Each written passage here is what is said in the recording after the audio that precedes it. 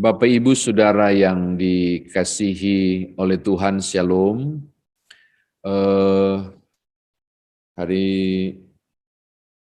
ini kita membaca Yoel pasal 2 ayat 28 hingga ayat yang ke-32. Juga teks ini sudah beberapa kali dibaca sehubungan dengan perayaan Hari Pentakosta.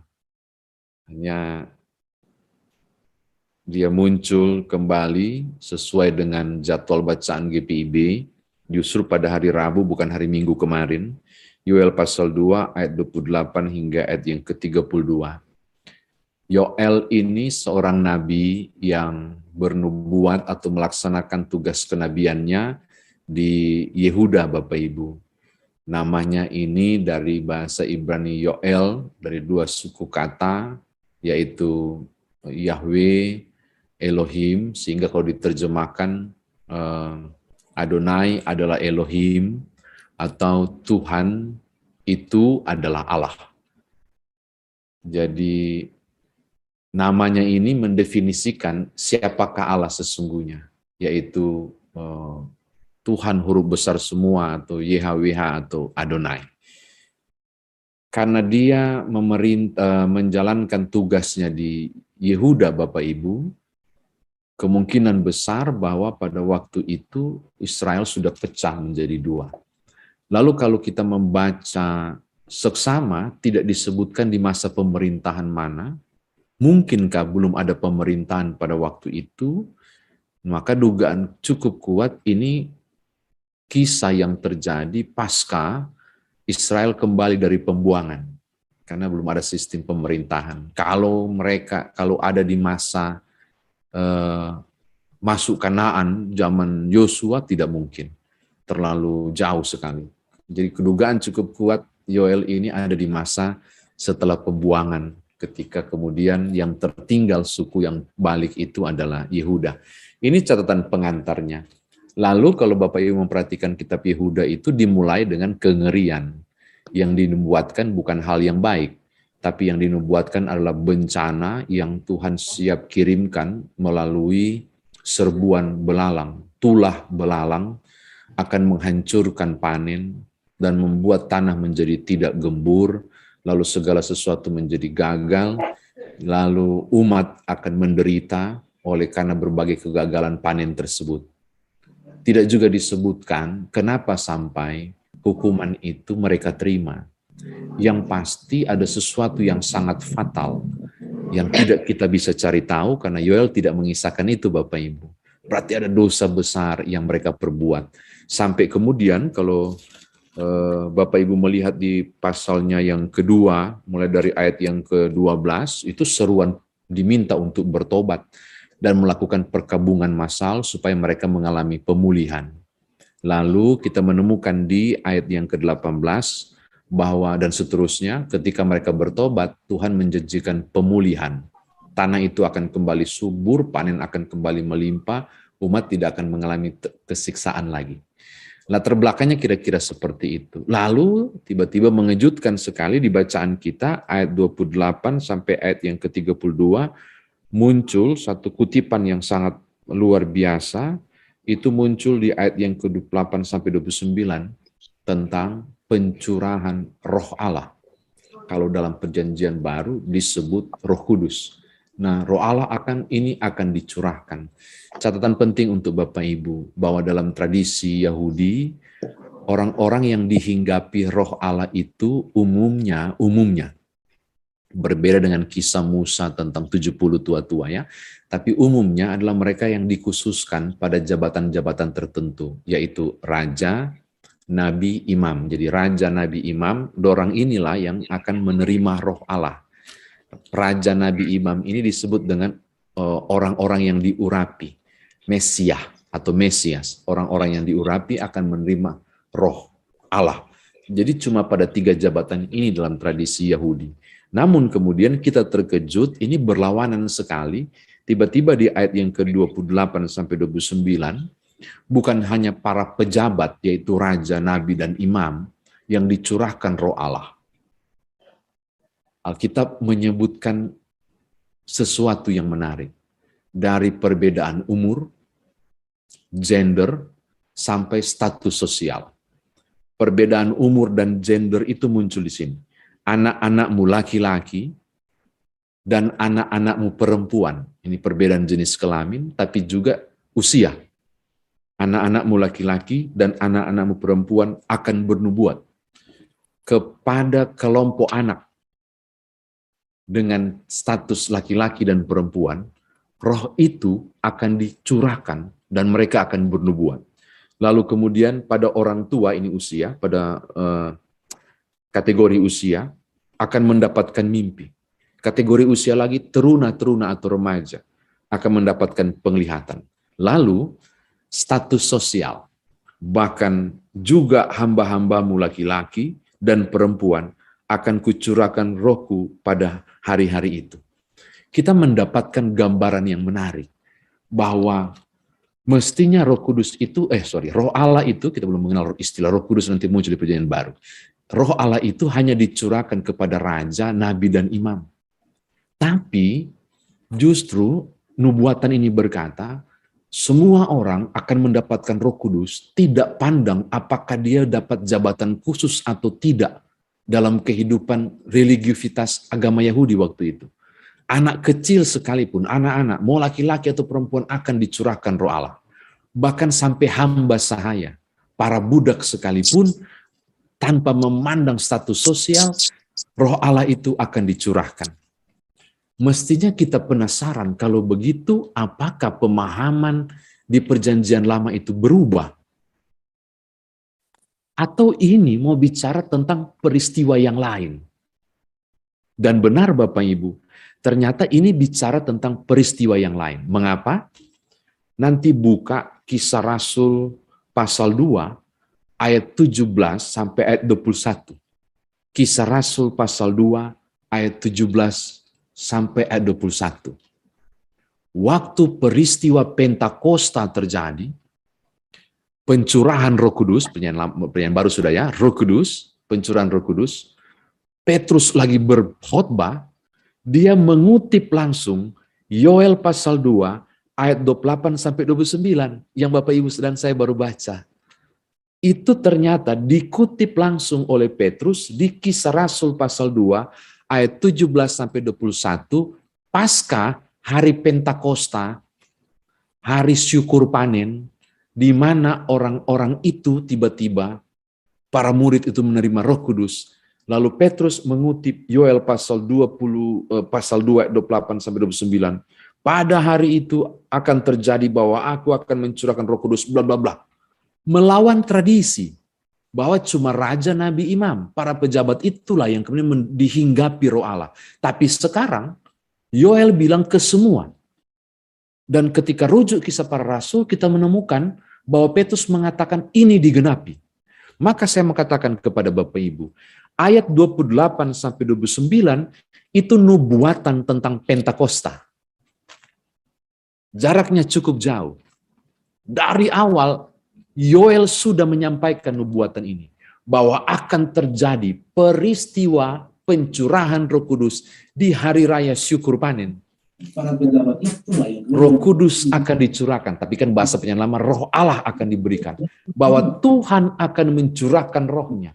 Ternyata yang dimaksud di situ adalah Pentakosta, pencurahan Roh Kudus. Dan sejak itu, bukankah kalau Bapak Ibu baca lebih jauh kitab Kisah Para Rasul, orang-orang yang dibaptis dalam nama Bapa, Anak, Roh Kudus, yaitu standar baptisan Yesus, bukan baptisan Yohanes, Bapak Ibu akan menemukan mereka menerima Roh Kudus. Tidak pandang level status sosial, tidak berdasarkan gender atau jenis kelamin, tidak bicara soal usia masih muda, kanak-kanak, atau kemudian teruna, atau kemudian orang dewasa. Roh Kudus dicurahkan dari berbagai segi pada tiap-tiap orang tanpa memandang bulu. Peristiwa Pentakosta menggenapi nubuatan Yoel. Ini catatan saya yang kedua. Yang ketiga, tolong lihat ayat 30 sampai ayat yang ke-32. Tiba-tiba hal mengerikan disampaikan. Aku akan mengadakan mujizat-mujizat di langit dan di bumi. Mujizat apakah itu? Darah dan api dan gumpalan-gumpalan asap. Ini bukan bicara hal yang menyenangkan sepertinya. Matahari akan berubah menjadi gelap gulita dan bulan menjadi darah sebelum datangnya hari Tuhan. Makin jelas bahwa ternyata Yoel beralih dari kisah Pentakosta ribuan tahun ke depan, ratusan tahun ke depan, dari peristiwa Pentakosta, tiba-tiba dia beralih pada satu peristiwa yang berbeda. Namanya Yom Yahweh. Kata Yom Yahweh itu berarti hari Tuhan. Dan kalau bicara tentang hari Tuhan, umumnya bicara tentang hal yang eskatologis. Peristiwa yang akan terjadi di ujung sana. The end of the world. Hari di mana Tuhan datang memerintah sebagai raja. Dan kalau baca kitab Wahyu, ini bicara soal hal yang ekskatologis.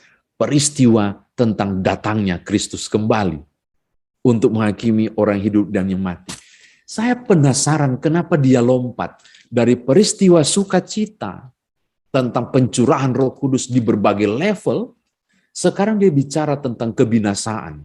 Bahwa peristiwa-peristiwa besar yang mengerikan itu akan mendahului sebelum datangnya Yom Yahweh atau hari Tuhan.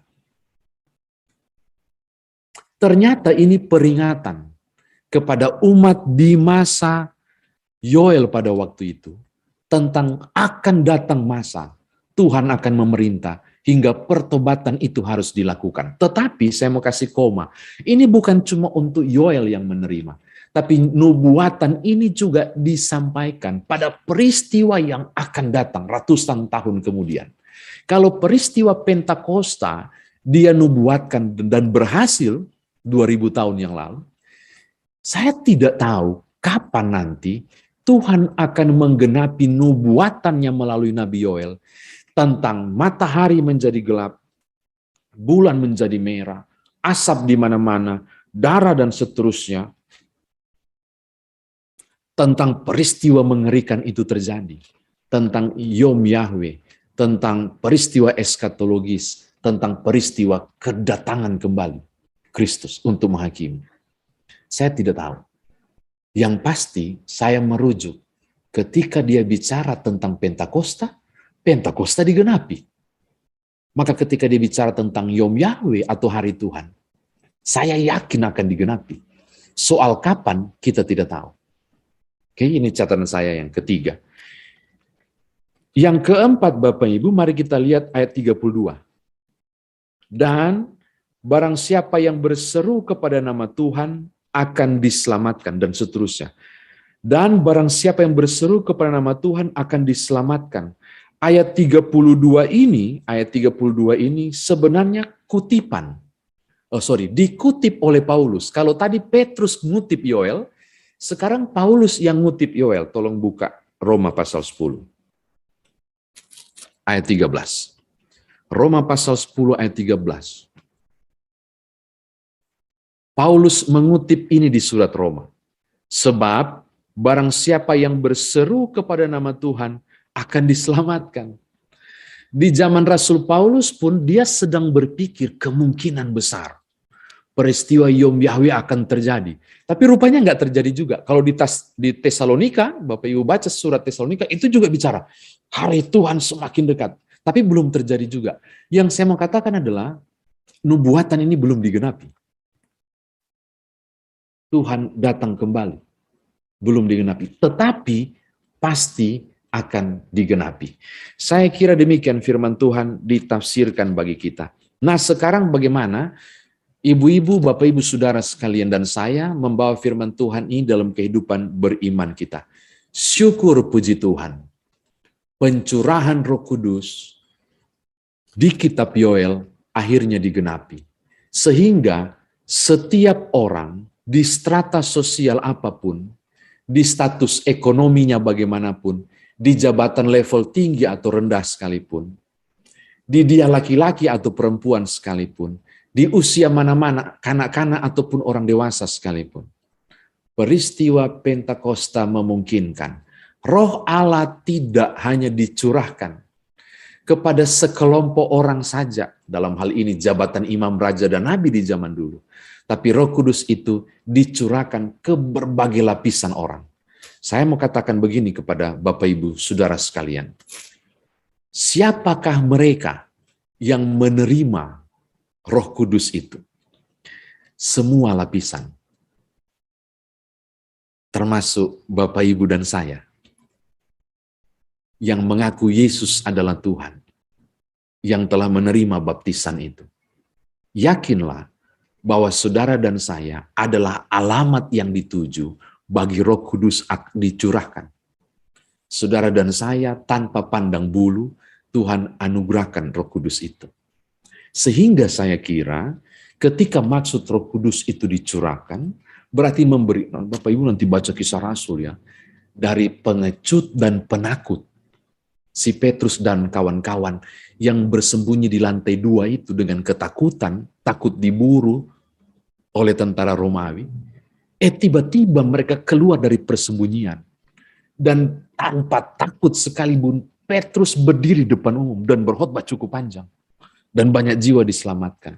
Yang saya mau katakan, Roh Kudus mampu mengubahkan seseorang dari mentalitas pengecut menjadi pemberani, bahkan bersedia mati untuk Kristus.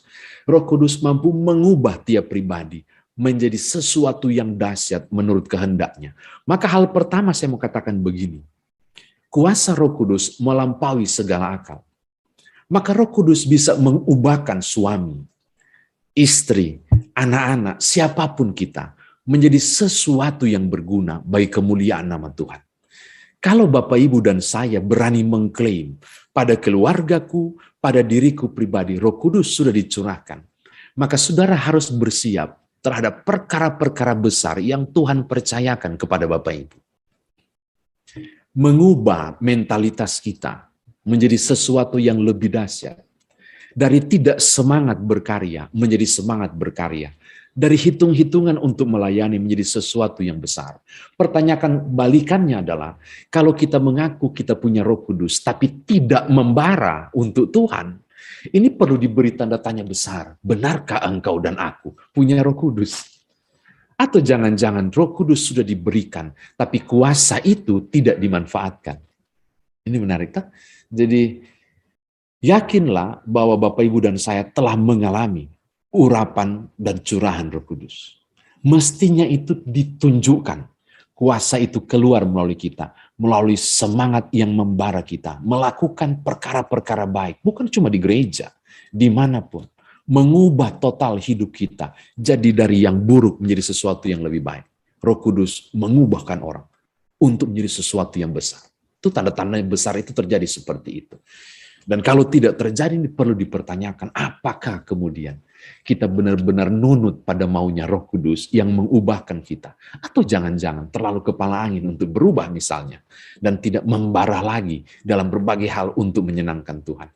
Bagi saya Roh Kudus sudah dicurahkan, manifestasi itu bentuk nyata dari kuasa Roh Kudus, mestinya di-show up, ditunjukkan, supaya orang bisa melihatnya. Ini hal yang pertama. Hal yang kedua, Bapak Ibu,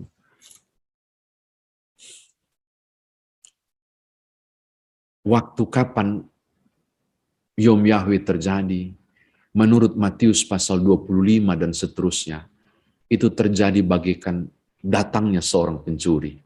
Kita tidak tahu bila mana dia datang.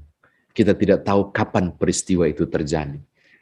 Yang harus dibuat cuma satu, berjaga-jaga. Berjaga bukan menanti, tapi berjaga melakukan semua kualitas iman kita dengan baik pada proses menanti dan menunggu ketika peristiwa Yom Yahweh itu terjadi. Bahkan kalau baca lebih jauh, Alkitab bilang begini, kalau ada 2 orang di ladang, yang satu diangkat, yang lain ditinggalkan. Kalau ada 2 orang, perempuan menggiling batu kilangan, yang satu diangkat, yang satu ditinggalkan. Ini bukan bicara separuh. Kalau ada 2 maka satu diangkat. Berarti kalau kita di sini ada 55 bagi 2 berapa? Wah, ini ganjil. Enggak, ini bicara apa? 2 orang yang sedang ada di ladang, 2 orang yang persis sama melakukan kegiatannya, tapi tidak mampu menipu mata Allah. Siapa yang layak diangkat dan yang tidak. Dua orang perempuan yang sedang menggiling batu kilangan. Dua orang perempuan yang melakukan kegiatan yang persis sama, tapi tidak dapat menipu mata Allah tentang siapa yang layak diangkat atau tidak. Mau bilang begini kepada Bapak Ibu, peristiwa Yom Yahweh ketika dia datang, kehidupan rohani kita dan perilaku hidup kita harus setara. Sama-sama Kristen, sama-sama percaya pada Kristus. Tidak dapat menipu mata Tuhan. Siapakah yang sungguh-sungguh percaya? Bukan hanya sekedar iman, tapi perbuatannya. Dialah yang kemudian diangkat. Kata ayat terakhir, orang-orang yang terlepas. Sama-sama kelihatan rohani. Sama-sama kelihatan beriman. Sama-sama KTP-nya Kristen. Tidak dapat menipu Allah. Siapa yang layak diangkat atau tidak. Maka yang mesti kita lakukan adalah berjaga-jaga. Terakhir, saya tertarik di ayat yang ke-32 tadi. Barang siapa yang berseru kepada nama Tuhan akan diselamatkan. Tolong buka Roma tadi, Roma 10 ayat 13. Bapak Ibu, saya mau tunjukkan sesuatu. Roma pasal 10 ayat 13, Paulus kutipkan, dia bilang begini, sebab barang siapa yang berseru kepada nama Tuhan akan diselamatkan. Ketika kita mengalami ketidaknyamanan sebagai seorang Kristen misalnya, kita mengalami sesuatu yang tidak nyaman dari orang lain berbuat salah misalnya, orang lain menyakiti Bapak Ibu, lalu Bapak Ibu dan saya secara sadar dan pede sekali mengutip doa Tuhan Yesus di kayu salib. Bapa, ampunilah mereka, karena mereka tidak tahu apa yang mereka perbuat. Dan kita rasa kita sudah betul tuh, mengutip doa itu, Bapa, ampunilah mereka, karena mereka tidak tahu apa yang mereka perbuat. Bapak Ibu harus terkejut baca ayat 13 di Roma pasal 10, karena Paulus menjelaskan lebih jauh 14-15, saya baca ya. Sebab, barang siapa yang berseru kepada nama Tuhan akan diselamatkan. Perhatikan ini, ayat 14. Tetapi bagaimana mereka dapat berseru kepadanya jika mereka tidak percaya kepada dia? Bagaimana mereka dapat percaya kepada dia jika mereka tidak mendengar tentang dia? Bagaimana mereka mendengar tentang dia jika tidak ada yang memberitakannya? Dan bagaimana mereka dapat memberitakannya jika mereka tidak diutus? Seperti tertulis betapa indahnya kedatangan semua orang mereka yang membawa kabar baik. Apa maksudnya? Kalau kita berdoa, Bapa ampunilah mereka karena mereka tidak tahu apa yang mereka perbuat. Saya khawatir sorga akan jawab. Mereka tidak tahu apa yang mereka perbuat karena ngana tidak kasih tahu. Karena ayat 14-15 bilang, bagaimana mungkin orang percaya itu akan berseru akan diselamatkan? Bagaimana mungkin dia bisa percaya kalau tidak diajarkan? Bagaimana mungkin diajarkan kalau tidak ada yang diutus? Maka saya mau tutup bilang begini, panggilan Bapak Ibu, membuat semua orang bisa diselamatkan. Begitu. Melalui perilaku kita atau perkataan kita, orang tertarik pada Kristus. Nggak mungkin lah, nggak bisa. Roh Kudus sudah dicurahkan. Saudara dan saya akan dimampukan untuk bersaksi di tengah lingkungan. Tidak harus bicara Yesus saya kira. Tapi kalau perilaku hidup kita yang benar dan orang tertarik, wow, orang Kristen ini lemah lembut ya. Orang Kristen ini kok bisa membalas kebencian dengan kasih ya. Suatu saat kalau Roh Kudus bekerja, dia akan tertarik untuk menjumpai siapakah Tuhan saudara yang mengajarkan itu. Karena bagaimana mungkin orang dapat berseru kepada Tuhan kalau mereka tidak percaya. Dan bagaimana mereka dapat percaya kalau tidak ada yang menyampaikannya? Bagaimana mungkin ada yang menyampaikan kalau tidak ada diutus? Panitia pemilihan sedang bekerja Bapak Ibu dan sedang menyiapkan berbagai hal untuk ke depan juga menghadirkan orang-orang yang nantinya dipilih dan diutus secara formal, secara organisasi, pelayanan untuk mengerjakan panggilan sebagai diaken penatua. Saya tidak bicara harus jadi diaken penatua. Di berbagai lini apapun, Bapak Ibu bisa dipakai untuk karya kemuliaan itu. Tuhan berkati Bapak Ibu. Haleluya. Amin.